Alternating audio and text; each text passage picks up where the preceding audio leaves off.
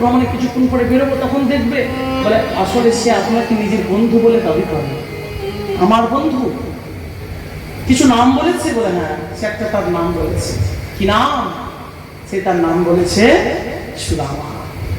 যেই সুদামা নামটি কৃষ্ণের কর্ণ উপহরে প্রবেশ করেছে, সুদামা নাম শ্রবণ করা মাত্রই গোবিন্দ কনক পর্যন্ত রঙ্গমহল উচ্চ সিংহাসন থেকে লাফ দিয়ে নিচে নামলেন।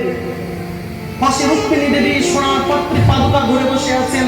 পাদুকা পড়ার পর্যন্ত ভগবানের অবসর রইল না, খালি পায়ে দৌড়চ্ছেন ভগবান দ্বার প্রান্তের দিকে, আর মুখের মধ্যে শুধু একটি নাম, সুদামা সুদামা সুদামা, একটি মাত্র নাম।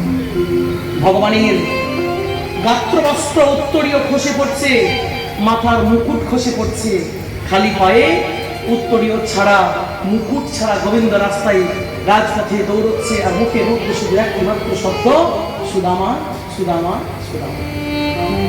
সকল প্রহরীগণ 16,108 ভগবানের পদরানী মনে মনে চিন্তা করছেন, সুদামাটি বা কে, যাদের জন্য আমাদের রাজার মুকুট পরার পর্যন্ত ভর সহ্য হয় না, পাদুকা পরার পর্যন্ত অবসর হয় না, গাত্রবস্ত্র পর্যন্ত মাটিতে লুটিয়ে পড়ছে। এই সুদামাটিকে তারাও গোবিন্দের পশ্চাৎ ধাবন করতে করতে রাজপথের দিকে যাচ্ছে। দরজার মধ্যে সুদামা মনে মনে চিন্তা করছে, আর বুঝি দেখা হবে না, আর বুঝি দেখা হবে না, হবেই কেমন করে? রাজা আমাকে কি আর চিনতে পারে?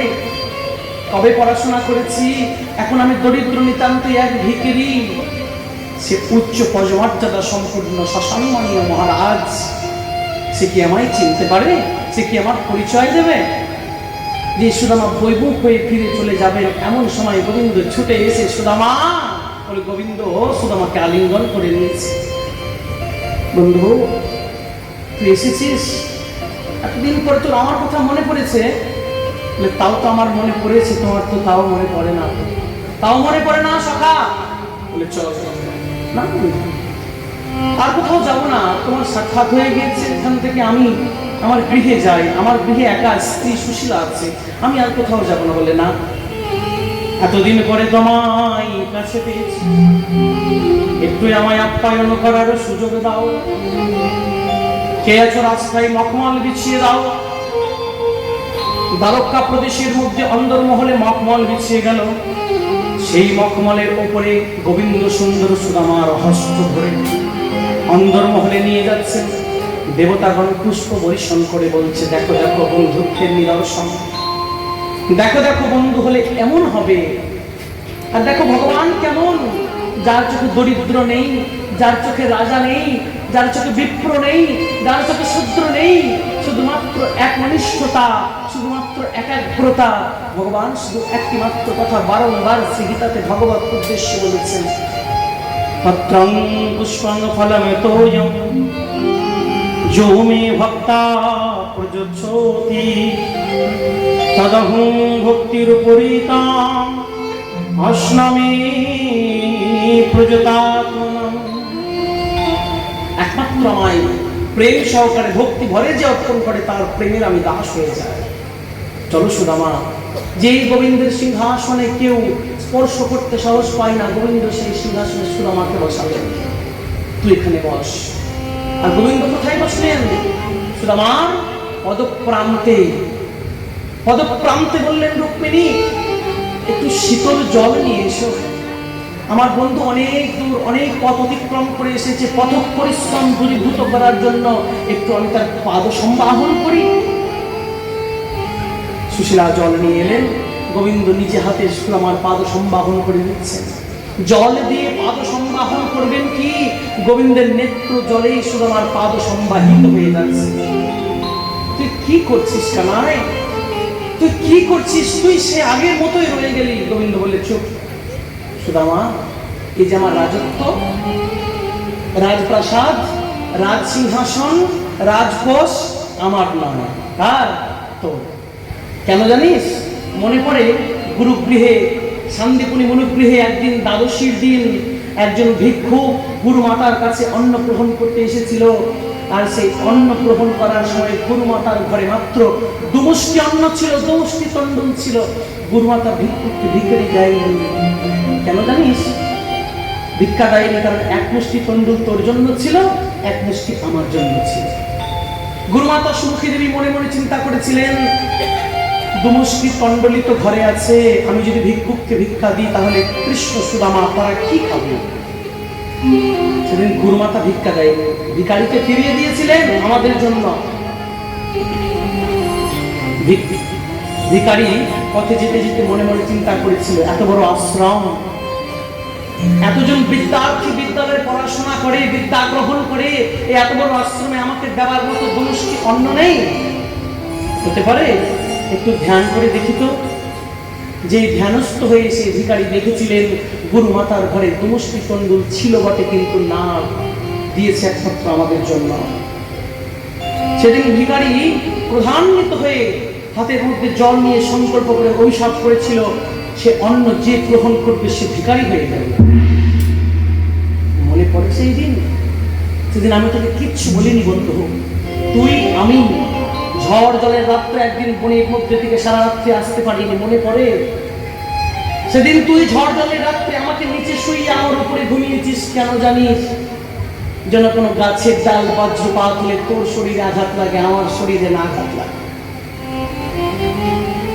আমি জানি পরের দিন যখন আমরা গুরুগৃহে এলাম, গুরু মাতা আমাদেরকে ভোজন দ্রব্য দিয়েছিল, সেই ভোজন যে ভোজনে অভিশাপ ছিল।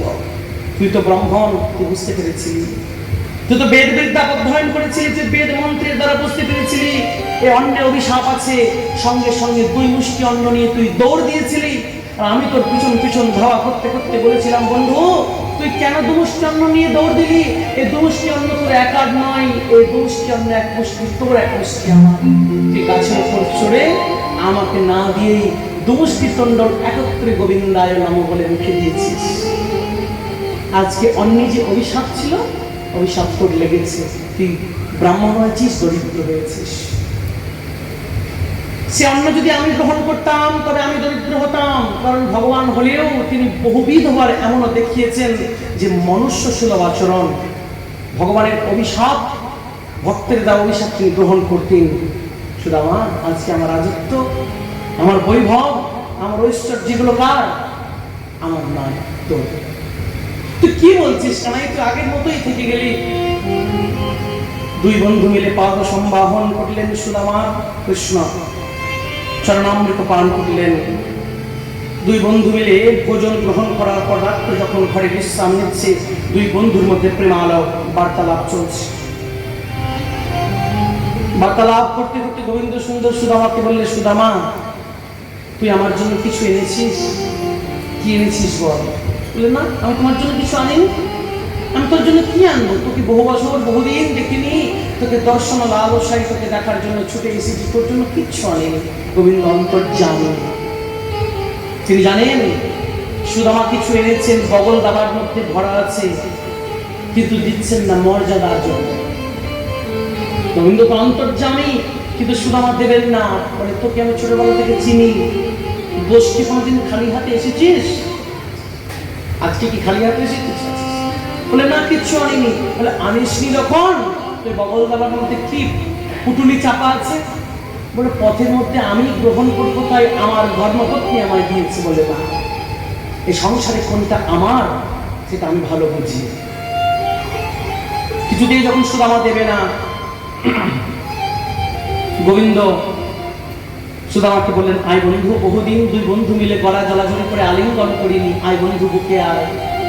যে সুদামা 2টি হাত প্রসারিত করে গোবিন্দকে আলিঙ্গন করতে গিয়েছে, সেই চাপিয়ে রাখা ছোট্ট চিপিটকের পুটুলিটি পরে গিয়েছে, আর গোবিন্দ সেখান থেকে পুটুলিটি নিয়ে খুলে তণ্ডুল মুখে দিয়ে দিয়েছে। কি করলি? পুটলি খুলে গোবিন্দ দেখেছেন মুখে দেওয়ার আগে 4 মুষ্টি ভিজেছিল। সুদামা, ভক্তগণ নড়ি মাখন খাইয়ে খাইয়ে আমার মুখটা বিশ্বাস করেছে, তুই আমার মুখের স্বাদ পরিবর্তন করার জন্য চিড়ে এনেছিস। শুকনো চিড়ে আমার মুখের মধ্যে ব্যথা দেবে বলে তুই চিড়ে করে ভিজিয়ে এনেছিস। তুই আমার কত ভালোবাসিস। সুদামা খেতে বলে, ও বন্ধু, আমি তোমার জন্য চিড়ে ভিজাই আনি না। যে মুখে মা যশোদা ক্ষীর মাখন তুলে দেয়, সে মুখে আমি কেমন করে শুকনো চিড়ে তুলে দেব, সে কথা ভাবিতে ভাবিতে আমার নয়নে জলে চিড়ে ভিজে গিয়েছে। কেমন করে আমি তোকে চিড়ে দেব, নয়ন জলে চিড়ে ভিজে গিয়েছে। গোবিন্দ এক মুষ্টি তণ্ডুল গ্রহণ করলেন, আর এক মুষ্টি গ্রহণ করতে যাবেন, রুক্মিণী দেবী এসে হাত ধরে বললেন, প্রভু আপনি আর তণ্ডুল গ্রহণ করবেন না। এক মুষ্টি গ্রহণ করে তিলকের ঐশ্বর্য আপনি শুধু আমাকে দিয়ে দিয়েছেন, আর এক মুষ্টি গ্রহণ করলে লক্ষ্মী দেবীকে তাকে দিয়ে দেওয়া হবে। প্রভু আমরা আপনাকে ছেড়ে কোথায় যাব? দেখুন, তণ্ডুল দেখে গোবিন্দ বুঝতে পারলেন সুদামা দরিদ্র, পতিব্রতা রমণী, স্বামীকে গোবিন্দর কাছে ছোট করবেন না। সুশীলা চার মুষ্টি চারটি গৃহ থেকে ভিক্ষা করে গোবিন্দের চরণে পাঠিয়েছেন। জানেন গোবিন্দ যখন পুটুলটি খুলে দেখবে চার মুষ্টি অন্য চার রকমের। আচ্ছা, চার বাড়ি থেকে মাধুকরী করে আনা অন্ন কি একরকম হয়? চার রকমের হয়।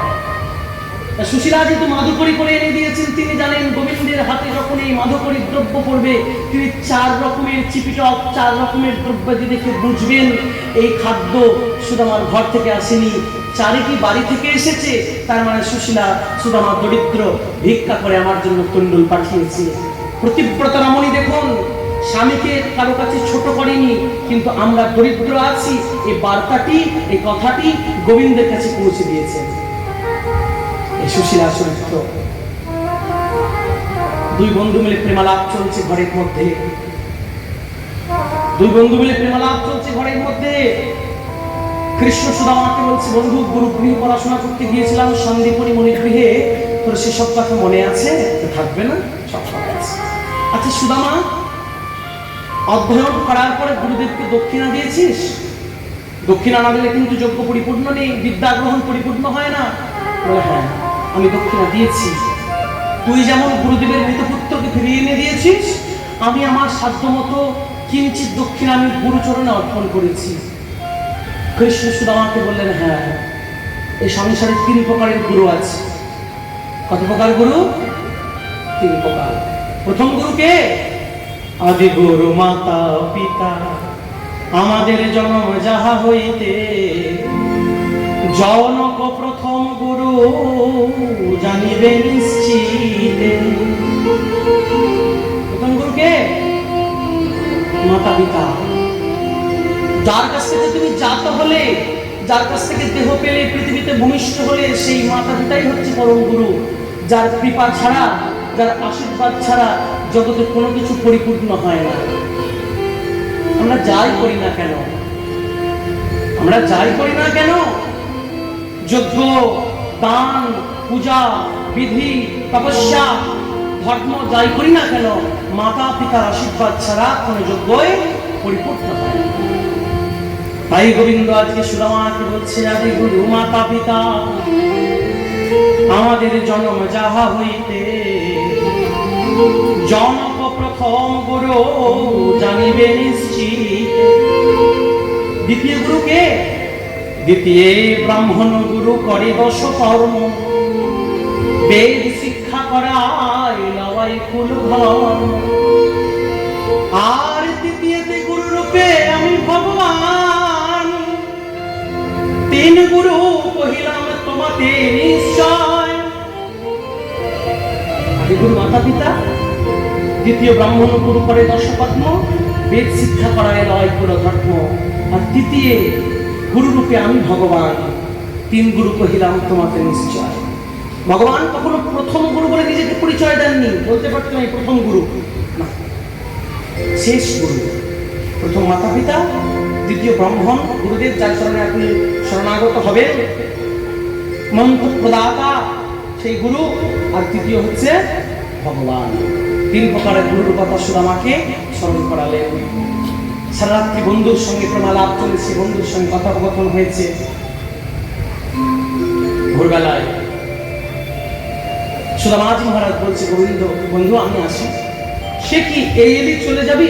বলে ঘরে আমার সুশীলাজি একা আছে। বলে আবার আসিস? বলে না, আমি তোমার কাছে আর আসবো না। বারবার যদি আমি তোমার কাছে আসি তবে জগতের লোক বলবে সুদামা দরিদ্র বলে বন্ধুর কাছে আসে। আমি তোমার কাছে এসেছি, এবার তোমাকে আমার কাছে যেতে হবে, তোমাকে এবার আমার কাছে যেতে হবে। এ বলে পরের দিন সকালবেলায় গোবিন্দের সঙ্গে বিনিময় করে, সৌহার্দ্য বিনিময়, প্রেম বিনিময় করে সুদামাজি দ্বারকা থেকে বিদায় নিলেন।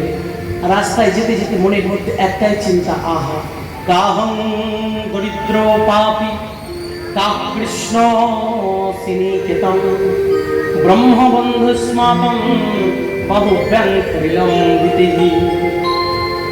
কোথা কৃষ্ণ লক্ষ্মীপতি, কোথা কৃষ্ণ লক্ষ্মীপতি, আর কোথা আমি দরিদ্র ভিখিরি, কিন্তু আমাকে চিনতে পেরে দুটি বাহু প্রসারিত করে আমাকে আলিঙ্গন করেছে। বন্ধু তুই ভালো থাক, বন্ধু তুই ভালো থাক, বন্ধু তুই ভালো থাক। নিজের গৃহ ফিরে এলেন। যে স্থানে সুদামার গৃহ, সেখানে লতা পাতা দিয়ে, তৃণলতা দিয়ে একটি কুটির ছিল। সুদামাজি মহারাজ সেই কুটির দেখতে পেলেন না, দেখলেন সেখানে বিরাট একটি স্বর্ণমহল তৈরি হয়ে গিয়েছে। যখন তণ্ডুল গ্রহণ করেছেন, সেই ক্ষণেই ভগবান বিশ্বকর্মাকে পাঠিয়েছেন, যাও সুদামাকে স্বর্ণমহল নির্মাণ করে দাও।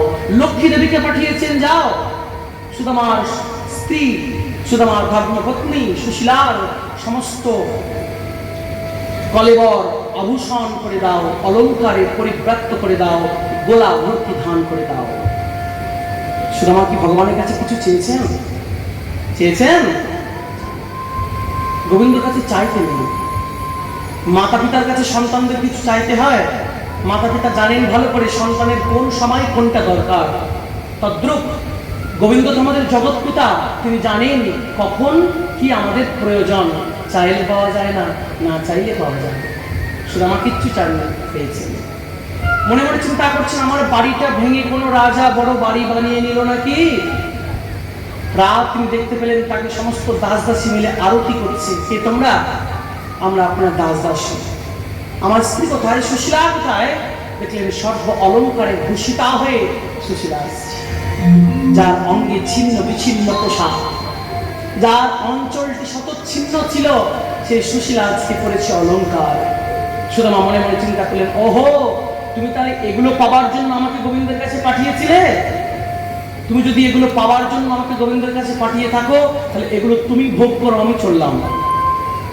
সুদামা গৃহ ত্যাগ করে চলে যাচ্ছেন। পিছন থেকে গোবিন্দ ডাকছেন, সুদামা কে? আমি। তুমি? আমি তোমার কাছে যাওয়ার জন্য কতক্ষণ কত সময় লাগিয়ে দিলাম, আর তুমি আমার কাছে ক্ষণকালে চলে এলে। তাহলে আমি তো আগেই বলেছি, যে ভক্ত আমার দিকে এক পা বাড়াই, তার দিকে আমি 100 পা বাড়িয়ে আছি। কেন গৃহত্যাগ করে চলে যাচ্ছ? আমি তো এগুলো কিছু চাইনি। স্বর্ণমহল, দাস দাসী, আভূষণ, স্বর্ণ লঙ্কার, এগুলো তো আমি কিচ্ছু চাইনি। তুমি চাওনি তো কি হয়েছে? আমি দিয়েছি, এগুলো সব তোমার প্রাপ্য। শোনো সুদামা, ভগবান একটা খুব গুরুত্বপূর্ণ কথা সুদামাকে এখানে বললেন। অর্থ, প্রাচুর্য, বৈভব ভোগ করা অপরাধ নয়, কিন্তু সে অর্থের মধ্যে ভগবানের যেন অংশ থাকে। তুমি খুব সুন্দর ছানার রসা আর পুষ্পান্ন আর পরমান্ন ভোজন করছো, আর ভগবানের জন্য নকুল দানা দিয়ে দিচ্ছ, এটা কিন্তু ভগবত সেবা নয়। তুমি যেমন রাজসিক ভোজন করো, সাত্বিক ভোজন করো, ভগবানকেও নিবেদন করো। তুমি খুব সুন্দর দামি দামি পোশাক আশাক পরেছো, আর গোপালকে বহু যুগ ধরে একটা পোশাক পরিয়েছো, সারাদিন ধুলোই ব্যস্ত গোপাল। তুমি যেমন পোশাক আশাক কেন, গোপালের জন্য বসেছো। তুমি বাড়ি খুব সুন্দর সাজিয়েছো, বাড়ি খুব সুন্দর সাজিয়েছো, অট্টালিকা তৈরি করেছো, আর ভগবানের জন্য দরজা কোথায়? সিঁড়ির নিচে। তুমি যেমন ভালো গৃহে থাকো, ভালো শয্যায় থাকো, পালনকে থাকো, ভগবানের জন্য একটা মন্দির তৈরি করো গৃহে। তো রাজস্ব, বৈভব, প্রাচুর্য ভোগ করা অপরাধ নয়। এই সংসারে আমরা মনে করি আমার অর্থ, আমার টাকা। আচ্ছা বলুন তো, অর্থ মানে কি? লক্ষ্মী, তাই তো? লক্ষ্মীকে যদি আমার বলি, ভগবান ছেড়ে দেবে? এই সংসারে অন্যের পত্নীকে যদি বলি আমার, অন্যের ঘরণীকে যদি বলি এটা আমার ঘরণী, তাহলে তার গৃহকর্তাকে ছেড়ে দেবে? তাহলে লক্ষ্মী কার ঘরণী? শ্রীহরি। তার ঘরণীকে বলছি আমার। এই লক্ষ্মী আমার, এই টাকা আমার, এই ঘর আমার। তা লক্ষ্মীকে বাড়িতে কেমন করে রাখতে হয়? বলে কন্যার মতো বা মায়ের মতো। কিন্তু লক্ষ্মীপতি হতে যেও না, লক্ষ্মী পিতা হও। লক্ষ্মীকে বাড়িতে কন্যার মতো রাখো, লক্ষ্মীর পিতা হও, আর যথা সময় লক্ষ্মীর সঙ্গে নারায়ণের পরিণয় ঘটাও। মানে তোমার লক্ষ্মীকে ভগবত কার্যে অনুযুক্ত করো, ভগবত সেবায় লিপ্ত করো, ভগবত কথায় যুক্ত করো। তাহলে কি হবে? তুমি লক্ষ্মীর পিতা, আর তোমার কন্যা লক্ষ্মীকে তুমি নারায়ণের সঙ্গে পরিণয় ঘটাচ্ছ। লক্ষ্মী পিতা হতে যাবেন না, লক্ষ্মী পিতা হন, পতি হতে যাবে। তো যেই জায়গাটি, যে স্থানটি ভগবান সুদামাকে তৈরি করে দিয়েছেন, সেই স্থানটি হচ্ছে পোরবন্দর। গুজরাটে এখনো আছে পোরবন্দর। সেই পোরবন্দর সুদামাজি মহারাজকে নির্মাণ করে দিয়েছিলেন ভগবান দ্বারকাধীশ। बोलिए द्वारकाधीश भगवान की, राधा रानी की, भागवत भगवान की। অতঃপর একদিন সূর্যগ্রহণ হয়েছে। কি হয়েছে? সূর্যগ্রহণ। এই সূর্যগ্রহণ উৎসবে অনুষ্ঠানে বসুদেব কুরুক্ষেত্রে যজ্ঞানুষ্ঠান করতে এলেন সমস্ত ব্রজবাসীদের নিয়ে। এই কুরুক্ষেত্র প্রাঙ্গণেই ভগবান কৃষ্ণের সঙ্গে রাধারানীর সাক্ষাৎ হয়েছে।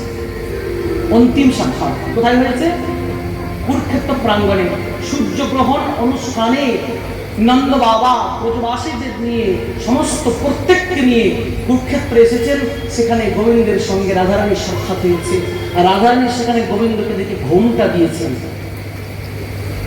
ভাবতে পারেন রাধারানী মাধুর্য কাদম্বিনী, যে রাধারানী গোবিন্দের সঙ্গে রাস বিহার করেছেন, যে রাধারানী নিজের চরণ গোবিন্দের মস্তকে দিয়েছেন। সরোবরখণ্ডনম মম শিরোষিমণ্ডনম দেহি পদপল্ল মমদারম বদশী যদি কিঞ্চিদপি দন্ত রুচি কৌমদি হরথিদরতিমতি বিরগৌর। সেই রাধারানী যে গোবিন্দের মস্তকে নিজের চরণ ছাপ দিয়েছেন, চরণ ধুলি দিয়েছেন, সে রাধারানী সূর্যগ্রহণ ক্ষণে কুরুক্ষেত্র রণাঙ্গনে গোবিন্দকে দেখে ঘোমটা দিয়েছেন। কেন? তুমি সেই কৃষ্ণ, আমি সেই রাধারানী। কিন্তু তুমি সেই কৃষ্ণ হলেও আমি এই কৃষ্ণকে ভালোবাসি। তুমি এখন দ্বারকাধীশ রাজা, রাজ পোশাক পরিহিত, রাজ বেশ ধারণকারী রাজা। আমি এই রাজাকে ভালোবাসিনি, আমি রাখাল রাজাকে ভালোবেসেছি। তাই অন্যের যেই অন্য মন, আমার মন বৃন্দাবন। এই একই ভাব রথারূঢ় জগন্নাথকে দেখে মহাপ্রভুর হতে। রথারূঢ় জগন্নাথ যখন পহণ্ডি বিজয় করতে বেরোতেন, এই একই ভাব, যে ভাব রাধারানীর জাগ্রত হয়েছে কুরুক্ষেত্র প্রাঙ্গণে কৃষ্ণকে সংদর্শন করিয়ে, সে একই ভাব রথারূঢ় জগন্নাথ ভগবানকে দেখে চৈতন্য মহাপ্রভু প্রেম নৃত্য করতেন জগন্নাথের সামনে, আর একই ভাব জাগ্রত হতো। অন্যের যে অন্য মন, আমার মন বৃন্দাবন। ভগবান শ্রীকৃষ্ণের কাছে দৈবকী মাতা চাইলেন তার 6টি পুত্রের প্রাণ ভিক্ষা। কৃষ্ণ, গোপাল, বাবা, আমি তো শুনেছি তুমি গুরুদেবের মৃত পুত্রকে ফিরিয়ে দিয়েছ। তাহলে তোমার জন্মগ্রহণ করার আগে তোমার 6টি দাদা এসেছিল আমার ঘরে। এই 6টি দাদাকে কংস পাথরে আঘাত মেরে হত্যা করেছে। তাই তুমি এই 6টি দাদাকে ফিরিয়ে দাও। ভগবান তার ভগবতার শক্তির প্রভাবে দৈবকীর 6টি পুত্রকে ফিরিয়ে দিলেন এবং ঊর্ধ্বগতি প্রদান করালেন। একদিন দ্বারকা তীর্থের মধ্যে একটি সন্ন্যাসী এলেন। সন্ন্যাসীর নাম দণ্ডীস্বামী। কি নাম? দণ্ডীস্বামী সন্ন্যাসী। এই দণ্ডীস্বামী সন্ন্যাসীকে বলদেব চন্দ্রজি অন্ধ মহলের মধ্যে নিবাস করাতে বললেন। আর দণ্ডীস্বামী কখন কি প্রয়োজন তার সেবা কার্যের দায়িত্ব নির্বাহ হলো কার উপর? কৃষ্ণের ভগিনী সুভদ্রা। সুভদ্রার উপর দণ্ডীস্বামীর সেবার দায়িত্ব পড়লো। দণ্ডীস্বামী সেবা করছে, সুভদ্রা সেবা করতে করতে করতে করতে একদিন দণ্ডীস্বামী নিজের দাড়ি খুলে সুভদ্রাকে দেখিয়েছেন। দণ্ডীস্বামীকে, দণ্ডীস্বামীর উদ্ধারণ করে সুভদ্রার কাছে কে এসেছেন? অর্জুন। সুভদ্রাকে ভালোবাসেন, সুভদ্রা অর্জুনকে ভালোবাসেন, কিন্তু বলদেব চন্দ্রের জীবের ভয়ে নিজের দেশ ধারণ করে আসতে পারেনি, তাই দণ্ডের স্বামী রূপ ধারণ করে এসেছেন। গোবিন্দ সব জানেন, গোবিন্দ সব জানেন। আগে থেকে নিজের বোন সুভদ্রাকে রথ চালনা শিখিয়ে রেখেছেন। একদিন ইশারা করলেন, দণ্ডের স্বামীকে রথের মধ্যে চাপিয়ে সুভদ্রা রথ টানিয়ে দ্বারকা থেকে নদগেরা হয়ে গেল, নদগেরা হয়ে গেল সুভদ্রা। প্রত্যেক চিৎকার করছে, চলে গেল, চলে গেল, চলে গেল। বলদেব চন্দ্র জিউর কানে কথাটি গেল যে অর্জুন দণ্ডের স্বামী রূপ ধারণ করে তোমার বোন, তোমার ভগিনী সুভদ্রাকে হরণ করে নিয়ে চলে গেল। বলদেব চন্দ্র জিউ তো পরম ক্রোধী, হাল কুশল নিয়ে একদম রেডি হয়ে গেছেন প্রতিহত করার জন্য। গোবিন্দ বললেন, দাদা দাদা এই কি দেখেছিস বল। দেখলাম দণ্ডের স্বামী সুদামাকে নিয়ে চলে, সুভদ্রাকে নিয়ে চলে যাচ্ছে। আচ্ছা, রথটা কি চালাচ্ছিল? গোবিন্দ বলছে, রথটা কি চালাচ্ছিল? রথটা তো সুভদ্রা চালাচ্ছিল। তাহলে রথ যদি সুভদ্রা চালায়, তাহলে দণ্ডের স্বামী সুভদ্রাকে নিয়ে পালিয়েছে না সুভদ্রা দণ্ডের স্বামীকে নিয়ে পালিয়েছে? বল। তাই তো, সুভদ্রা দণ্ডের স্বামীকে নিয়ে চলে গিয়েছে। বলদেব চন্দ্রজি বুঝতে পারলেন সব তার খেল। তিনি সব লীলা আগে থেকে সংরচনা করে রেখেছেন। এদিকে যদুবংশের অন্তিম সময় আসতে চলেছে। সমস্ত দেবতারা এসে বেদ স্তুতি করতে শুরু করেছেন। প্রভু, আপনার পূর্ব সত্য 125 বৎসর ধরাধামে থাকা 125 বৎসর পূর্ণ হয়ে গিয়েছে। এবার কৃপা করে আমাদের ধামটি পরিপূর্ণ করব। গোবিন্দ বলেন, আমি আসছি, কিঞ্চিত মাত্র কাজ আছে। কি কাজ? আমার বংশের ভার লাঘব করতে হবে। যদুবংশের সংখ্যা কত? 56 কোটি। 56 কোটি যদুবংশ, ভার লাঘব করতে হবে। তারা অত্যাচারী, কেউ কাউকে মানে না। একদিন কৃষ্ণের একটি পুত্র ছিল, যে পুত্রের নাম শাম্ব। শাম্বকে সাজালে একদম দেখতে মনে হতো কন্যা, পুত্র বোঝা যেত না। ঠিক আমাদের রুক্মিণীর মতো, ঠিক আমাদের রুক্মিণীর মতো, বোঝা বড় দায়। জাম্ববতী তো নয়, শাম্বকে সুন্দর করে বাকি পুত্ররা কন্যা সাজিয়ে, আবার শুধু কন্যা নয়, গর্ভবতী সাজিয়ে যজ্ঞস্থলিতে গেলেন, যেখানে বড় বড় ঋষিরা যজ্ঞ করছেন। যজ্ঞস্থলিতে গিয়ে অন্য পুত্ররা শাম্বকে নির্দেশ করে বললেন, আপনারা তো যোগী, আপনারা তো যাজ্ঞিক ঋষি, একটু নিজের যোগ বলে পরীক্ষা করে দেখুন না, আমাদের এই কন্যা গৃহপত্নী, তার গর্ভে সন্তান, কি সন্তান আছে, ছেলে আছে না মেয়ে আছে, একটু দেখুন। ঋষিরা তো পরম ক্রোধী, কিন্তু ঋষিরা অন্তর্যামী, যোগ বলে বুঝতে পারলেন এটি কৃষ্ণপুত্র শাম্ব। এ পুত্র, এ সন্তান সম্ভবা কোনো নারী নয়, এর গর্ভে কোনো সন্তান নেই, এ পুত্র। কিন্তু কৃষ্ণের পুত্র বলে তারা কিছু বলতে পারলেন না। সঙ্গে সঙ্গে সব ঋষির মধ্যে থেকে এক পরম ক্রোধী, পরম তেজস্বী ঋষি, যিনি দুর্বাসা, অভিশাপ স্পেশালিস্ট, দুর্বাসা ছুটে এলেন। আর দুর্বাসা ছুটে এলেন, এসে বললেন, 8 বছর কর্তা, আমাদের সঙ্গে প্রবঞ্চনা, ঋষিদের সঙ্গে মজা, দাও অভিশাপ করি, এই পুত্রের গর্ভে থেকে মুষল জন্মগ্রহণ করুন,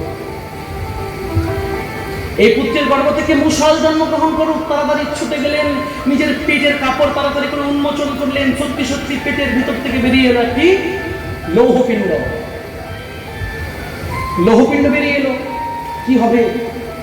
উগ্রসেনকে বলা হলো, দাদু কি করবো? বলে, কি আর করবে, ঋষিদের অভিশাপে দেওয়া, এ তো খণ্ডন হবার নয়, একে ঘষে ঘষে ঘষে নষ্ট করে দাও। সকলে লাগলে লৌহপিণ্ড ঘষতে ঘষতে ঘষতে ঘষতে ঘষতে, যেমন কাঠ কাটলে কাঠের চূর্ণ পাওয়া যায়, কাঠ কাটলে কাঠের চূর্ণ পাওয়া যায়, তেমন লোহা ঘষে ঘষে লোহার চূর্ণ পড়েছে। সেই চূর্ণগুলি দ্বারকার সমুদ্রে এক ধার থেকে অন্যত্র ঢেউয়ে নিয়ে গিয়েছে। সেখানে সেই লৌহ চূর্ণ থেকে তৈরি হয়েছে বিশেষ এক প্রকারের তৃণঘাস, যার নাম এরোকা, যাকে বলে নলখাগড়ার ঘাস। এরোকা এত তীব্র ধার, তরবারির মতো ধার। আর ঘষতে ঘষতে যখন একটি টুকরো ঘষা গেল না, অনু ছোট হতে হতে হতে এমন পর্যায়ে যায় যাকে আর ভাঙা যায় না, তাই তো? ঘষতে ঘষতে এমন ছোট হলো যাকে আর ঘষা গেল না। বললে কি করবো দাদু এটা নিয়ে?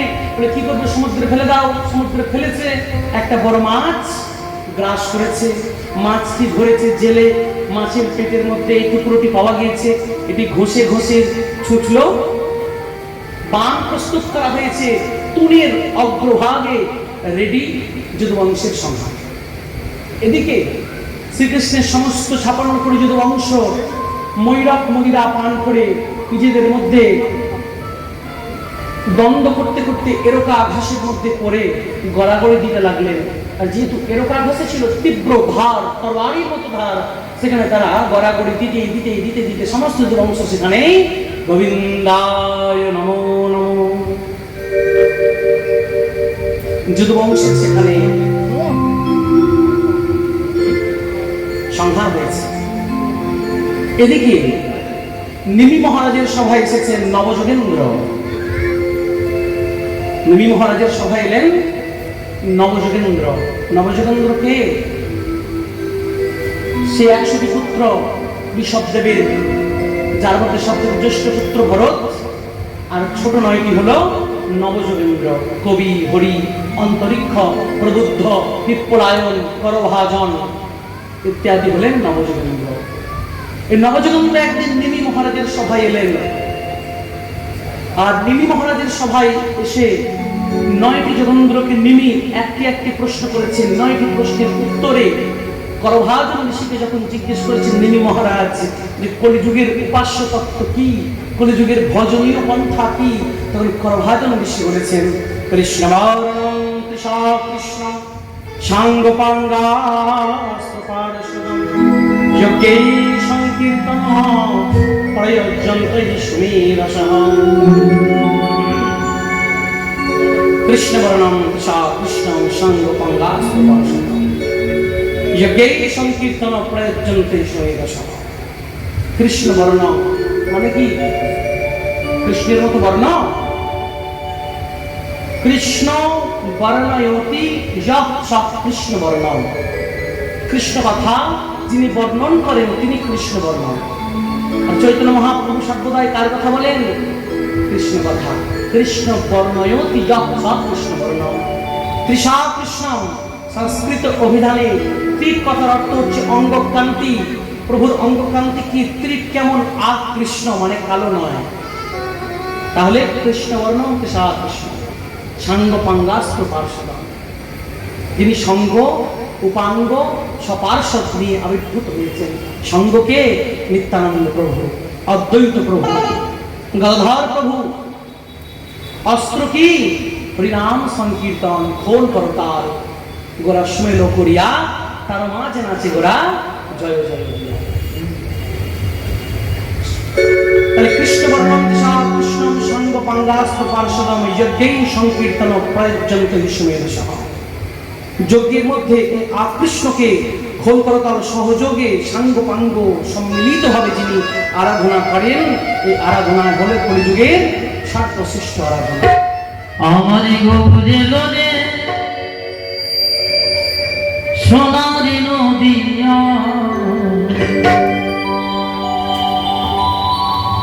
বলুন ধনি হরি ধনি সবে তো শোনা যায় আমাদের গৌরে। আমাদের গৌরী এলো রে সোনারি নদিয়া ধনি ধনি সবে তো শোনা যায় আমাদের গৌরে এলো রে। জয় হো গৌরীশ্বর মহাপ্রভু কি।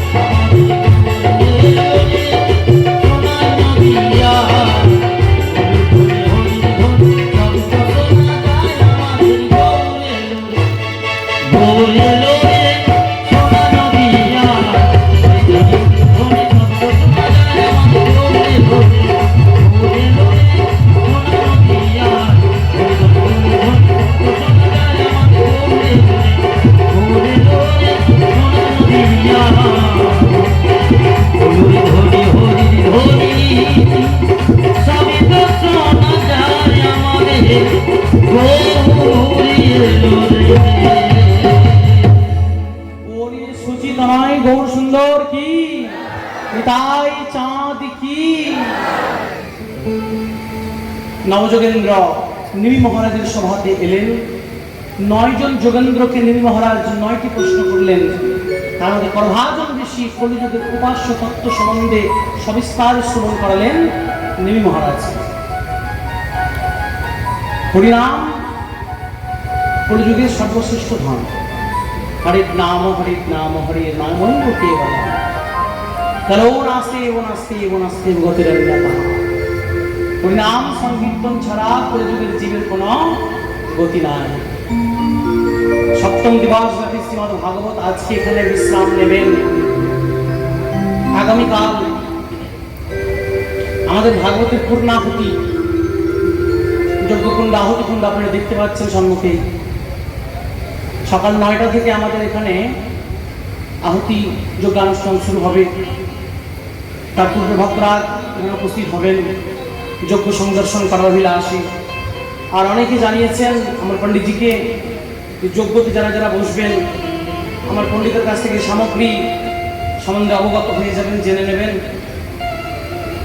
আর তর্পণ কালকে আমরা এখান থেকে ভোরবেলায় যাব। পণ্ডিতজি নিয়ে যাবেন যজমানকে। যারা যারা তর্পণে যেতে চান ফুলিয়া ঘাটে আমাদের তর্পণ হবে, সেখানে আপনারা যেতে পারবেন। যজমান যাবেন।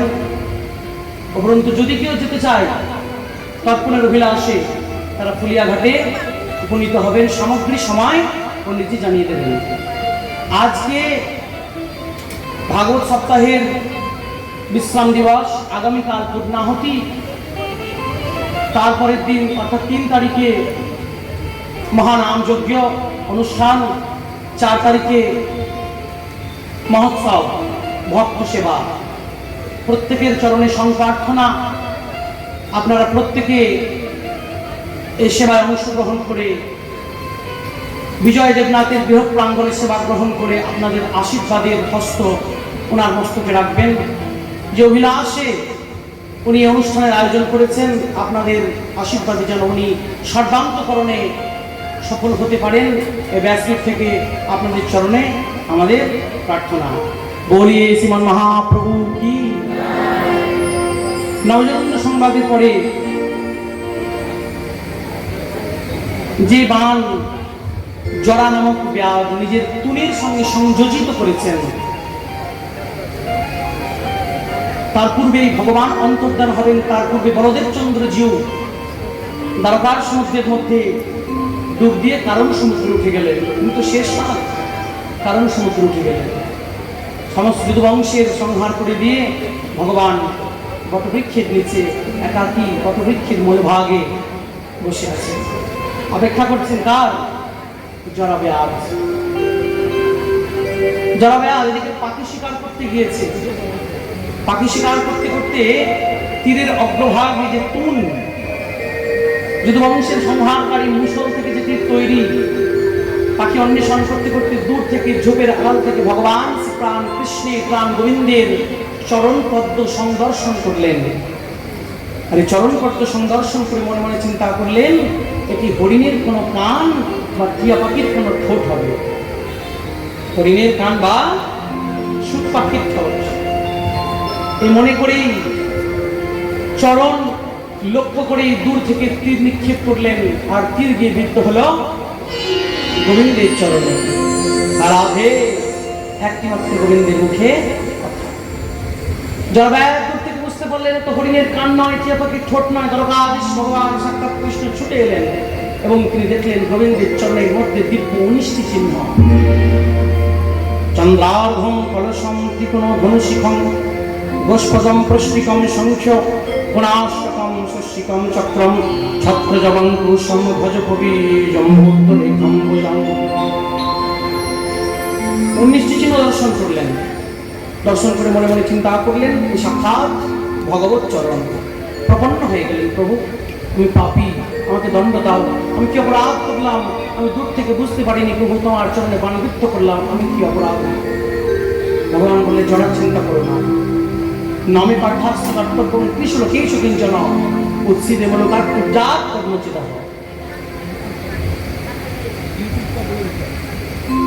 এই সংসারে কেউ আমার কাছে কিছু পাবে না, আমি কারোর কাছে কিছু পাবো না। অন্তিম সময় যার যা কিছু প্রাপ্তি করার ছিল প্রত্যেককে দিয়েছি। তোমার শুধু আমার কাছে একটি মাত্র প্রাপ্তি ছিল, পূর্বজন্মে তুমি বানর রাজ বালি ছিলে, আর আমি মর্যাদা পুরুষোত্তম রামচন্দ্র। আমি এমনি করে তোমাকে চোখের আড়াল থেকে বাণবিদ্ধ করেছিলাম, আর তুমি অন্তিম সময় মৃত্যুকালীন সময় মনের মধ্যে অন্তঃকরণে চিন্তা নিয়ে দেহত্যাগ করেছিলে। যে আমাকে চোখের আড়াল থেকে এমনি করে বাণবিদ্ধ করলো, আমি তাকে তদ্রুপ যেন বাণবিদ্ধ করতে পারি। বলে আন্তে আমাতি স্বাগত। আমি তো বলেছি অন্তিমকালে জীব যে গতি নিয়ে চিন্তা করতে করতে দেহত্যাগ করে পরবর্তী জন্মে তার সেই গতি হয়। তাছাড়া আমি তোমার প্রতি ঋণী ছিলাম। আমার অন্তর্ধানের পূর্বে কারো কাছে আমি ঋণ থাকতে চাই না। যে যা চেয়েছে তাকে তা দিয়েছি, আমি যার কাছ থেকে যা পেয়েছি তা নিয়েছি। একমাত্র তোমার জন্য আমি এখানে অপেক্ষা করছিলাম, তোমার কোনো পাপ নেই। এমন সময় তন্মধ্যে তার পূর্বে উদ্ধবজি মহারাজের আবির্ভূত হয়েছিলেন। উদ্ধব জিজ্ঞেস করেছিলেন তোমার বিরহে কেমন করে থাকবো? তদ বিয়োগেতে ভক্তাগতং কাশ্যন্তে ভূতলে নির্গুণম উপাসনম কষ্ট অপহ কিঞ্চিত বিচারঃ। তোমাকে দেখে মনে হচ্ছে বেশিক্ষণ থাকবে না। বাণবিদ্ধ হওয়ার আগে উদ্ধব করেছিলেন, তোমাকে দেখে মনে হচ্ছে বেশিক্ষণ থাকবে না, কারণ উদ্ধব তো সখা, বন্ধু আলাদা সখা আলাদা। চিত্তের কথা মনের কথা না জানাতে অন্যজনের মনের মধ্যে যখন উদয় হয় তাকে বলে সখা। উদ্ধবকে গোবিন্দ বলেনি দেহত্যাগের কথা, উদ্ধব গোবিন্দের শ্রীমুখমণ্ডল দেখে বুঝে গিয়েছেন গোবিন্দ বেশিক্ষণ থাকবে না। চরণতলে গিয়ে বলেছেন কেমন করে থাকবে? কেন? যোগী হয়ে থাকবে, আশ্রিত হয়ে থাকবে। কার আশ্রিত হব? দত্তাত্রেয় অবতারে আমার পূর্বপুরুষ 24টি ধারণ করেছিল। পৃথিবীর কাছে দীক্ষা নিয়েছে, কামারির কাছে নিয়েছে, একটি পিঙ্গলার কাছে নিয়েছে, অজগরের কাছে নিয়েছে, মৌমাছির কাছে নিয়েছে। যার কাছে যা দেখেছে তার কাছে তা গ্রহণ করেছে। তুমি শিক্ষা নিয়ে যোগী হয়ে থাকবে। আচ্ছা, অনেকে বলেন শিক্ষা মন্ত্র। আমি ওনার কাছে শিক্ষা মন্ত্র পেয়েছি, উনি আমার শিক্ষা মন্ত্র গুরু, উনি আমার শিক্ষা মন্ত্র দিয়েছেন। বলেন আচ্ছা বলো তো, ভগবান যে দত্তাত্রেয় অবতারের 24টি গুরু বানিয়েছেন, এই 24টা গুরুর কাছে কি মন্ত্র নিতে গিয়েছেন? শিক্ষা মন্ত্র বলে কিচ্ছু হয় না, ফ্রড। শিক্ষা মন্ত্র হয় না। যার কাছে তুমি যা শিখবে সেই তোমার শিক্ষা গুরু। সে তোমার সম্প্রদায়ের হতে পারে বা তোমার সম্প্রদায়ের না হতে পারে, তোমার পরিবারের না হতে পারে, অন্য পরিবার ভুক্ত হতে পারে। তুমি যার কাছ থেকে সৎ আচরণ, সদাচার, সৎ শিক্ষা যা গ্রহণ করবে সেটাই তোমার শিক্ষা গুরু। সংযুত বংশের সমস্ত সংহার করে দিয়ে আকাশে হয়েছে বজ্রপাত। বজ্রপাতের হওয়ার সঙ্গে সঙ্গে ভগবান চিরতরে 125 বৎসর পূর্ণ করে মর্তলীলা সংবরণ করে দিয়ে নিজ ধাম গমন করলেন। ওই দ্বারকাধীশ ভগবান কি ধাম গমন করলেন। সুখদেব প্রভু দিব্য ভগবানের অন্তর্ধানের কথা, নিজ ধাম গমনের কথা শ্রবণ করালেন রাজা পরীক্ষিতকে। অতঃপর পরবর্তী বংশবর্ণন জানো রাজা সুখদেব। এরপরে কে রাজত্ব করবে? এরপরে রাজত্ব করবে মগধ বংশ। 1380 বৎসর, 1380 বৎসর রাজত্ব করবে মগধ বংশ। আর মগধ বংশের পরে আসবে নন্দ বংশ, নন্দ বংশের পরে শিশুনাগ বংশ, শিশুনাগ বংশের পরে মহাপদ্ম বংশ, মহাপদ্ম বংশের পরে মৌর্য বংশ, মৌর্য বংশের পরে রাজত্ব করবে শুঙ্গ বংশ, শুঙ্গ বংশের পরে রাজত্ব করবে কর্ণ বংশ, তারপরে কঙ্ক বংশ, তারপরে জগন্দের রাজত্ব হবে। আর জগন্দের রাজত্ব পরে গুরুণ্ড রাজত্ব করবে। গুরুণ্ড, গুরুণ্ড মানে ইংরেজ রাজত্ব করবে। তারপরে রাজতন্ত্র শেষ হয়ে গিয়ে প্রজাতন্ত্র শুরু হবে। জিসকা লাঠি উসকা ভৈঁস। যার যত লাঠির জোর তার তত মানুষের সাপোর্ট। কারণ তখন রাজতন্ত্র শেষ হয়ে যাবে আর প্রজাতন্ত্র শুরু হবে। আর যখন প্রজাতন্ত্র শুরু হবে তখন হিংসা বাড়বে, লোভ বাড়বে, লালসা বাড়বে, হানাহানি বাড়বে। আর এই করতে করতে মানুষের মধ্যে পাপ প্রবৃত্তি বাড়বে, মানুষ পাপী হয়ে যাবে। আর পাপী হতে হতে কলিযুগের অন্তিম আসবে। আর সেই সময় পরিত্রাণায় সাধূনাং বিনাশায় চ দুষ্কৃতাং ধর্মো সংস্থাপনার্থায় সম্ভবামি যুগে যুগে। ভগবান কল্কি অবতারে আসবেন আর কল্কি অবতারে এসে আবার সমস্ত পাপীদের হত্যা করে দিয়ে অসুর মারণ উহার হরণ করে ধর্মরাজ্যের পুনঃপ্রতিষ্ঠা করে। এখানে কি প্রশ্ন থাকে? এটি কি তাই শ্লোক পরিত্রাণায় সাধুনাং বিনাশায় চ দুষ্কৃতাং, সাধুদের পরিত্রাণ? আচ্ছা, সাধুরা তো নিত্য মুক্ত, সাধুদের আবার পরিত্রাণ কি? তাই না? সাধুরা তো নিত্য মুক্ত, সাধুদের আবার পরিত্রাণ কি? এই প্রশ্নের উত্তরে টিকাকর বলছেন, শোনো, সাধুদের পরিত্রাণ নয়। আসলে কি হয়, একটি ক্লাসে যখন শিক্ষক মহাশয় অনুপস্থিত থাকে, মন দিয়ে শুনুন, একটি শ্রেণীকক্ষে ক্লাসে যখন শিক্ষক মহাশয় অনুপস্থিত থাকেন, তো মাস্টারমশাই আছেন ভালো জানেন, তখন ক্লাসের মধ্যে একটা ছাত্রকে মনিটর করা হয়। যতক্ষণ আমি থাকবো না ততক্ষণ তুমি ক্লাসের দায়িত্বে থাকবে, তাই তো? এবার ক্লাসে যতটুকু দায়িত্ব সে ছাত্রকে নিতে হয়, মনিটরকে নিতে হয়। কিন্তু যখন আবার শিক্ষক মহাশয় চলে আসেন তখন কি মনিটরের দায়িত্ব থাকে? থাকে না। তার মানে যখন ভগবান প্রকট লীলায় থাকেন না, ভগবান যখন পৃথিবীতে অবতরণ ধারণ করে চলে যাবে, যে এখন ভগবান চলে চৈতন্য মহাপ্রভুর প্রাণ হয়ে যাওয়ার পর এখন কল্কি অবতারের জন্য অপেক্ষা করছি, এই জগৎরূপ ক্লাসরুমে সাধুরা হচ্ছে মনিটর, যিনি ভগবানের দায়িত্বটা পালন করে আমাদেরকে সঠিক মার্গদর্শন করাচ্ছেন। ক্লাসের শিক্ষক এলে মনিটরের দায়িত্ব যখন কমে যাবে, ভগবান যখন আবার জগৎরূপী ক্লাসরুমে আবির্ভূত হবেন, তখন সাধুরূপী মনিটরের দায়িত্ব শেষ, তখন সাধুরা পরিত্রাণ হবে। তাই পরিত্রাণায় সাধূনাং বিনাশায় চ দুষ্কৃতাং ধর্ম সংস্থাপনার্থায় সম্ভবামি যুগে। সমস্ত পরবর্তী বংশবর্ধন শ্রবণ করালেন। আর বংশবর্ধন শ্রবণ করার পরে সুখদেব গোস্বামী রাজা পরীক্ষিতকে বলছে, পরীক্ষিত তবে আমি এখন আসি। ভাগবত শ্রবণ করার পর সুখদেব গোস্বামী বিদায় নিচ্ছেন, তাড়াতাড়ি করে সেখান থেকে চলে যাচ্ছেন। কেন? সামনে 7 দিন ধরে যাকে ভাগবত শ্রবণ করালেন তাকে তক্ষক দংশন করবে, তার সেই মৃত্যুমুখর রূপটি দেখতে পারবেন না সুখদেব গোস্বামী। এই মায়াগ্রস্ত হলেন সুখদেব, যিনি মায়াধীশ, তিনিও মায়াগ্রস্ত হলেন। কেন? জন্মগ্রহণ করার সময় তার পিতা বলেছিলেন যে মায়া তোমাকে গ্রাস করতে পারবে না, কিন্তু গাভীর শৃঙ্গে একটি সরিষা দানা দিলে যতটুকু সময় গাভীর শৃঙ্গে সরিষা দানা অবশিষ্টাংশ থাকে, এইটুকু সময় তোমায় মায়া গ্রাস করবে। সুখদেবকে সারা জীবনে মায়া ধরে গেল। জন্মগ্রহণ করে যিনি গৃহত্যাগ করে এসেছেন, অবধূত হয়ে মাতা পিতার মুখ দর্শন পর্যন্ত করেননি, সেই সুখদেব গোস্বামী 7 দিন ভাগবত শুনিয়ে পরীক্ষিতের প্রতি অনুরক্ত হয়ে গেলেন। তাড়াতাড়ি করে সেখান থেকে যাচ্ছেন, আমার পরীক্ষিতকে ভাগবত শ্রোতা ভক্তকে তক্ষক দংশন করবে, আমি সে রূপ আর দংশন করতে পারবো না, সে রূপ আর দর্শন করতে পারবো না। তা সুখদেব গোস্বামী যে চলে যাচ্ছেন, রাজা পরীক্ষিত বারংবার চরণে প্রপন্ন হয়ে গুরুদেবকে বিদায় করছেন। হে গুরুদেব তুমি করুণা ভিখারি, কৃপা করে দাও দর্শন। হে গুরুদেব তুমি করুণা ভিখারি, কৃপা করে দাও দর্শন।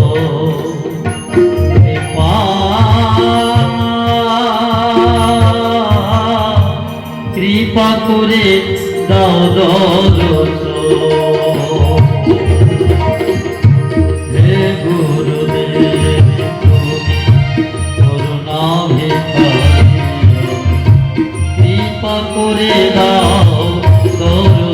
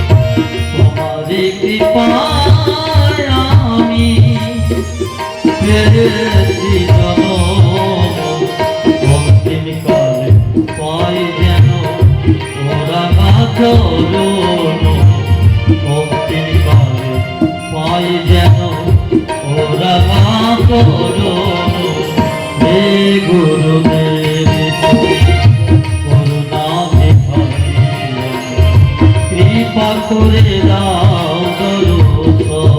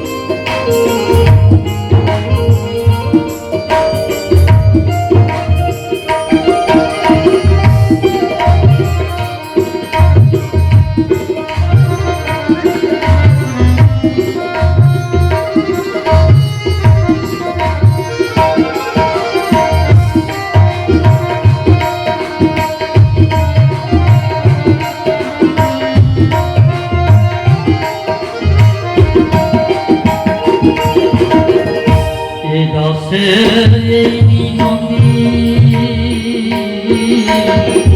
হয় না যেন অন্য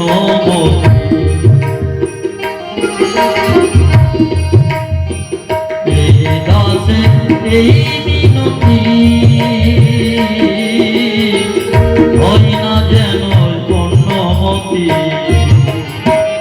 অন্তিম কালে ওই চরণে রহি যেন মনোমতি অন্তিম কালে ওই চরণে রহি যেন মনোমতি হে গুরুদেব তুমি করুণা ভিখারি কৃপা করে দাও দর্শন। হে গুরুদেব তুমি করুণা ভিখারি কৃপা করে দাও দর্শন।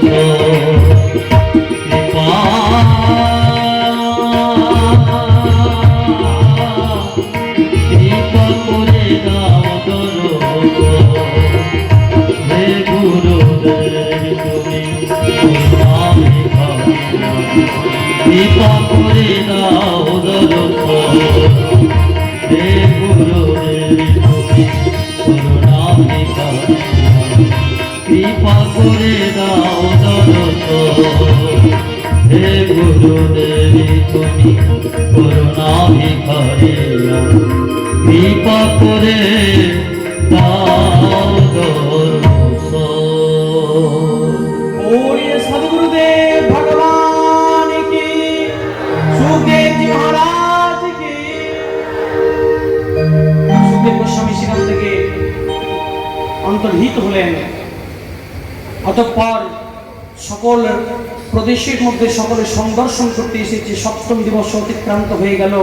রাজা পরীক্ষিতের মৃত্যু কিরূপ হয় প্রত্যেকে দর্শন করতে এসেছে। রাজা পরীক্ষিতের মৃত্যু কিরূপ হয়। সপ্তম দিবস তো পরিপূর্ণ হয়েছে। পরীক্ষিতের পুত্রের নাম জন্মেজয়। পিতাকে মণ্ডলী দিয়ে বেষ্টন করে রেখেছে, ঘিরে রেখেছে। শতেক যতেক প্রহরী দিয়ে ঘিরে রেখেছে, যেন পিতার কাছে তক্ষক না প্রবেশ করতে না পারে। মৃত্যু যার যেখানে প্রবক্ত আছে সেখানে তাকে যেতে হবে। যতই জন্মেজয় পিতার মৃত্যুকে অবরুদ্ধ করার চেষ্টা করুক না কেন, তক্ষক নাগ ব্রাহ্মণ বেশ ধারণ করে এসে জন্মেজয়কে বললেন যে তোমার পিতা তো মৃত্যু পথযাত্রী, তা তোমার পিতার কর্ণ প্রহরে কিছু মন্ত্র পাঠ করে দিন। জন্মেজয় ছেড়ে দিলেন। আর সেই ব্রাহ্মণ কিছু মন্ত্র বলার অছিলাই পরীক্ষিত মহারাজের মস্তকে দংশন করলেন তক্ষক রূপে। আর সেখানেই পরীক্ষিত মহারাজের মহাপ্রয়াণ হয়ে গেল। রসিকজন বললেন, সুধীজন বললেন, যেই ক্ষণে সুখদেব গোস্বামীকে প্রপন্ন হয়ে বিদায় জানিয়েছেন সেই ক্ষণেই পরীক্ষিতের মৃত্যু হয়েছে ভাগবত বিরহে। আমি ভাগবত রসমাধুর্য থেকে বঞ্চিত হয়ে গেলাম। দিব্য সপ্তম দিবস ভাগবত শ্রবণ করলাম, আমি আর শ্রবণ করতে পারবো না ভাগবত। এই বিরহে যে সুখদেব গোস্বামীর চরণে প্রপন্ন হয়েছেন, বিদায় জানিয়েছেন গুরুদেবকে, তৎক্ষণাৎ তার মৃত্যু হয়েছে। আর এই তক্ষক তো একটা পুতুলকে দংশন করেছে। প্রারব্ধ পুতুলকে দংশন করেছে, আর দংশন করা মাত্রই পরীক্ষিতের মৃত্যু হলো ঠিক। কিন্তু ভগবত প্রভাবে ভগবান তার জন্য ভাগবত বিমান, বৈকুণ্ঠ বিমান পাঠিয়েছে। আর সেখানে চেপে পরীক্ষিত মহারাজ ভাগবতের কৃপায় পরম ধাম প্রাপ্তি হলেন। বলি ভাগবত ভগবান কি জয়। যে পিতার মৃত্যু হয়েছে, জন্মে জয় শুরু করলেন সর্পশস্ত্র যজ্ঞ। যে সর্পাঘাতে পিতার মৃত্যু হলো, সেই সর্প ফুলকে পৃথিবীতে রাখবো না, বিনষ্ট করে দেব। শুরু করলেন সর্পশস্ত্র যজ্ঞ। যজ্ঞের মধ্যে যত কি আহুতি দিচ্ছেন, সমস্ত ব্রাহ্মণ পণ্ডিতদের নিয়ে যজ্ঞে আহুতি দিচ্ছেন। কি সমস্ত সর্পফুলের নিধন যজ্ঞ, এক এক করে আহুতি দিচ্ছেন। আর সমস্ত সর্পফুলগুলো উড়ে উড়ে এসে যজ্ঞে ভস্মীভূত হয়ে যাচ্ছে। কিন্তু যার জন্য যজ্ঞের আয়োজন তৎপর, সে তো আসছে না। সে কোথায়? যজ্ঞের প্রধান হোতা সংদর্শন করলেন, ইন্দ্রের সিংহাসনকে আশ্রয় করে তক্ষক বসে আছে। জন্মজয় বললেন, এক কাজ করো, ইন্দ্রের সিংহাসনকে যদি আশ্রয় করে বসে থাকে, এমন মন্ত্র আপনি পড়ুন, ইন্দ্রের সঙ্গেও তক্ষক যেন এসে বশীভূত হয়ে যায়। যেই ব্রাহ্মণাচার্য যদি মন্ত্র পড়তে শুরু করেছেন, ইন্দ্রের সঙ্গে তক্ষক নিধান মন্ত্র, সঙ্গে সঙ্গে সেখানে আস্তিক মুনি আবির্ভূত হলেন। আর আস্তিক এসে বললেন, কি করছো? তোমার পিতা তার কৃতকর্মের ফল ভোগ করছে, তোমার পিতাও তো ভালো কর্ম করেনি। করেছে কি? সাধুর গলায় সত্য জড়িয়ে দিয়েছে, ব্রহ্ম অপরাধ হয়েছে, ব্রহ্মসভা ভ্রষ্ট হয়েছে, প্রারব্ধ ভোগ করছে।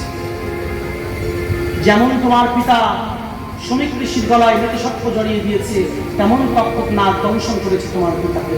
তার জন্য সমস্ত সত্যকে নিধন করে তোমার মানায়। আস্তিক মুনির কথা শ্রবণ করে জন্মেজয় শান্ত হলেন। আর যেহেতু আস্তিক মুনির জন্য সমস্ত সর্পকুল সর্পনিধন যজ্ঞ থেকে প্রাণে নিস্তার পেলেন, তাই আস্তিক মুনির নাম নিলে সর্প ভয় দূরে যায়। বলি আস্তিক মুনি কি জয়। দিব্য প্রথম দিবস থেকে সপ্তম দিবস পর্যন্ত পূর্ণাঙ্গ ভাগবত আমরা শ্রবণ করলাম। প্রথম স্কন্ধ থেকে দ্বিতীয় স্কন্ধ, তৃতীয় স্কন্ধ পরিপূর্ণ করে দ্বাদশ স্কন্ধ পূর্ণচন্দ্র। প্রথম দ্বিতীয় ভগবানের চরণ, তৃতীয় চতুর্থ জানু, পঞ্চম স্কন্ধ নাভিক প্রদেশ, ষষ্ঠ বক্ষ প্রদেশ, সপ্তম অষ্টম বাহু, নবমে গ্রীবা প্রদেশ, দশম স্কন্ধ মুখমণ্ডল প্রফুল্লম, একাদশ ললাটকট্টম, দ্বাদশ পূর্ণভাতি কিরীট প্রদেশ শোভিত মস্তক। প্রথম থেকে দ্বাদশ পর্যন্ত প্রথম দিবস থেকে সপ্তম দিবস আমরা ভাগবত শ্রবণ করলাম। তা প্রথম দিবস থেকে আমরা কি কি শ্রবণ করলাম, আজকে আবার সংক্ষিপ্ত রূপে শ্রবণ করব। তাই বলা হয়েছে প্রথম থেকে ষষ্ঠ দিবস পর্যন্ত যদি কোনো ভক্ত ভাগবত আসরে উপস্থিত না হতে পারেন, সপ্তম দিবস তার জন্য অত্যন্ত মূল্যবান। কারণ সেখানে আবার প্রথম দিবস থেকে আমরা কি কি ভাগবত শ্রবণ করি।